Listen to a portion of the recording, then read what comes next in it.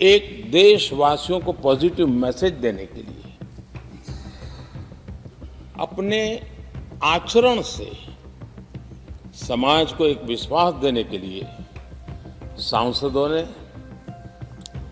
अपनी सैलरी में से 30% कटौती का निर्णय सबने खुद ने किया, ताकि देश को भी विश्वास हुआ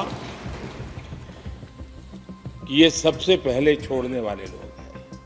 और आदरणीय सभापति जी, हम सभी सांसद बिना कारण साल में 2 बार हिंदुस्तान के मीडिया के किसी न किसी कोने में गाली खाते रहते थे कि ये सांसदों को इतना मिलता है और कैंटीन में इतने में खाते हैं, बाहर इतने में मिलता है, कैंटीन में इतने में मिलता है, बाहर यानी पता नहीं बाहर नोट लिए जाते थे।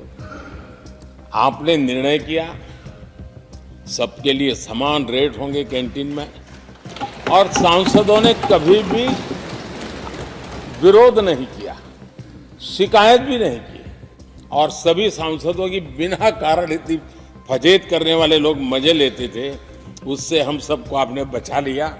इसके लिए भी मैं आपका आभार व्यक्त करता हूं। आदरणीय सभापति जी, ये बात सही है कि हमारे कई लोकसभा के, चाहे 17वीं हो, 16वीं हो, 15वीं हो, संसद का नया भवन होना चाहिए, इसकी चर्चा सबने की, सामूहिक रूप से की, एक स्वर से की, लेकिन निर्णय नहीं होता था। ये आपका नेतृत्व है जिसने निर्णय किया, चीजों को आगे बढ़ाया, सरकार के साथ अनेक मीटिंगें की, और उसी का परिणाम है कि आज देश को ये नया संसद भवन प्राप्त हुआ है। आदरणीय सभापति जी, एक संसद के नए भवन में एक विरासत का अंश और जो आजादी की पहली पल थी उसको जीवंत रखने का हमेशा हमेशा हमारे मार्गदर्शक रूप में ये सेंगोल को यहाँ स्थापित करने का काम,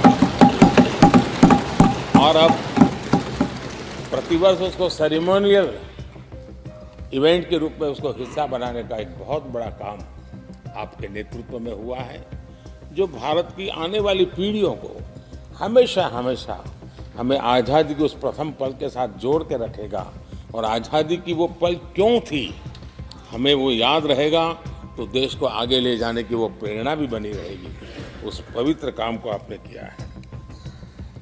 आदरणीय सभापति जी, ये भी सही है कि इस कालखंड में G20 की अध्यक्षता का भारत को मिली। भारत को बहुत सम्मान मिला। देश के हर राज्य ने अपने अपने तरीके से विश्व के सामने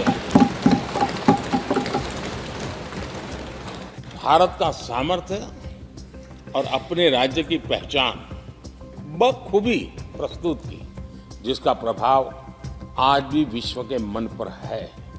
उसके साथ आपके नेतृत्व में G20 की तरह P20 का जो सम्मेलन हुआ और विश्व के अनेक देशों के स्पीकर्स यहाँ आए, और मदर ऑफ डेमोक्रेसी भारत किस महान परंपरा को लेकर के, किस डेमोक्रेटिक वैल्यूज को लेकर के सदियों से हम आगे बढ़े हैं। व्यवस्थाएं बदली होगी, लेकिन डेमोक्रेटिक मन भारत का हमेशा बना रहा है। उस बात को आपने विश्व के स्पीकर्स के सामने बखूबी प्रस्तुत की, और भारत को लोकतांत्रिक व्यवस्थाओं में भी एक प्रतिष्ठा प्राप्त कराने का काम आपके नेतृत्व में हुआ। आदरणीय सभापति जी, मैं एक बात के लिए आपका विशेष अभिनंदन करना चाहता हूं। शायद हमारे सभी माननीय सांसदों का और मीडिया का भी उस तरफ ध्यान नहीं गया है। हम संविधान सदन जिसको कहते हैं, जो पुरानी संसद, जिसमें महापुरुषों के जन्म जयंती निमित्त उनकी प्रतिमा को पुष्प चढ़ाने के लिए हम लोग एकत्र आते हैं, लेकिन वो एक 10 मिनट का इवेंट होता था और चले जाते थे। आपने देश भर में इन महापुरुषों के लिए वक्तृत्व स्पर्धा, निबंध स्पर्धा का एक अभियान चलाया। उसमें से जो बेस्ट ऑरेटर होते थे और बेस्ट एसेज होते थे, हर राज्य से 2-2 बालक उस दिन दिल्ली आते थे और उस महापुरुष की जन्म जयंती के समय, पुष्प वर्षा के समय वो मौजूद रहते थे, देश के नेताओं को, और बाद में वो पूरा दिन भर रह करके उस पर अपना व्याख्यान देते थे। वे दिल्ली के अन्य स्थान पर जाते थे, वो सांसद की गतिविधियों को समझते थे।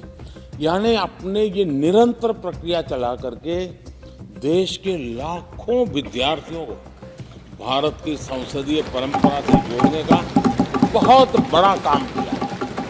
और ये परंपरा, ये आपके खाते में रहेगी और आने वाले समय में हर कोई बड़े गौरव के साथ इस परंपरा को आगे बढ़ाएगा। मैं इसके लिए भी आपका अभिनंदन करता हूं। आदरणीय अध्यक्ष जी, संसद की लाइब्रेरी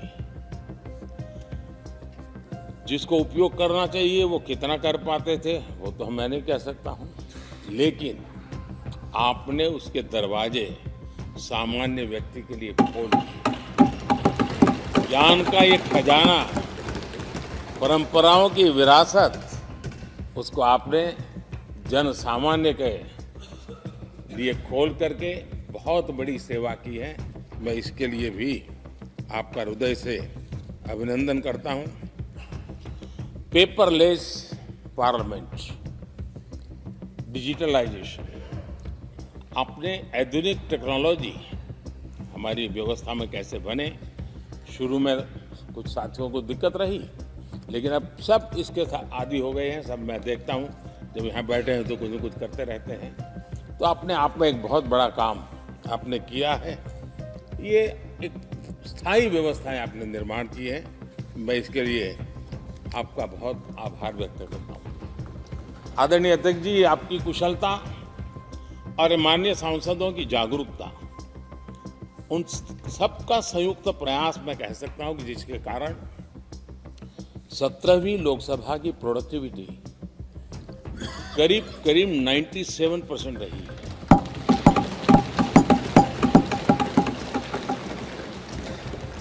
नाइन्टी 97% प्रोडक्टिविटी अपने आप में प्रसन्नता का विषय है, लेकिन मुझे विश्वास है कि आज जब 17वीं लोकसभा की हम समाप्ति की तरफ बढ़ रहे हैं, तब एक संकल्प लेकर के 18वीं लोकसभा प्रारंभ होगी कि हम हमेशा 100% से ज़्यादा प्रोडक्टिव वाली हमारी कार्यवाही करेंगे, और उसमें भी 7 सत्र 100% से भी ज़्यादा प्रोडक्टिविटी वाले रहे। ये भी, और मैंने देखा आपने रात रात बैठ करके भी हर सांसदों के मन की बात को आपने सरकार के ध्यान में लाने का भरपूर प्रयास किया। मैं इन सफलता के लिए सभी माननीय सांसदों का और सभी फ्लोर लीडर्स का भी हृदय से आभार और अभिनंदन व्यक्त करता हूं। पहले सत्र में, 17वीं लोकसभा के पहले सत्र में दोनों सदन ने 30 विधेयक पारित किए थे। ये अपने आप में रिकॉर्ड है।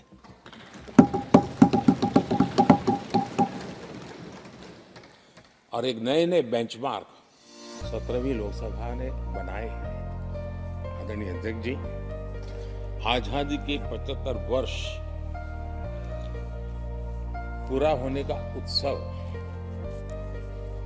हम सबको कितना बड़ा सौभाग्य मिला कि ऐसे अवसर पर हमारे सदन ने अत्यंत महत्वपूर्ण कामों को नेतृत्व किया। हर स्थान पे हुआ। शायद ही कोई सांसद ऐसा होगा कि जिसने आजादी के 75 वर्ष को लोकोत्सव बनाने में अपने अपने क्षेत्र में भूमिका अदा न की हो। यानी सचमुच में आजादी के 75 वर्ष को देश ने जी भर करके उत्सव से बनाया और उसमें हमारे माननीय सांसदों की और इस सदन की बहुत बड़ी भूमिका रही है। हमारे संविधान लागू होने के 75 वर्ष, ये भी अवसर इसी समय इसी सदन को मिला है, इसी सभी माननीय सांसदों को मिला है। और संविधान की जो भी जिम्मेवारियां उसकी शुरुआत यहाँ से होती हैं और उनके साथ ये जुड़ना ये अपने आप में बहुत बड़ी प्रेरक है।